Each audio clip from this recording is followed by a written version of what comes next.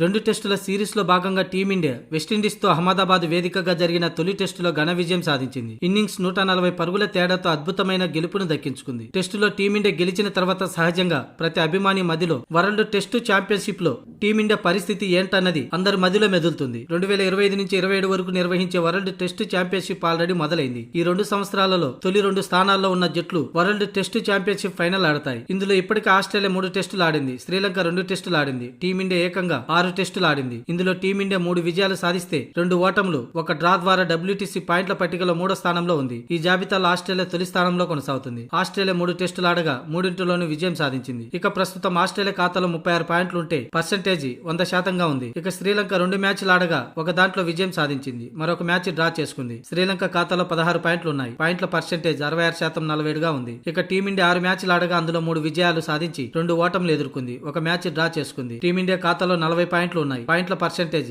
55.56గా ఉంది. వెస్టిండీస్ పై 2వ టెస్టు కూడా ఇన్నింగ్స్ తేడాతో టీమిండియా విజయం సాధిస్తే అప్పుడు ర్యాంకులు మారే అవకాశం కనిపిస్తుంది. ఇక వరల్డ్ టెస్ట్ ఛాంపియన్షిప్ ఫైనల్స్ ను ఐసీసీ ప్రవేశపెట్టిన తర్వాత తొలి 2 సీజన్లలో టీమిండియా ఫైనల్ దాకా వెళ్లింది. అయితే ఆ 2 సార్లు టీమిండియా ఓటమి పాలైంది. ఇక 3వసారి మాత్రం ఫైనల్ దాకా వెళ్లలేకపోయింది. దీంతో ఈసారి 4వసారి మాత్రం ఫైనల్ కి వెళ్లాలని, అక్కడ ఖచ్చితంగా కప్పు గెలవాలని చూస్తుంది.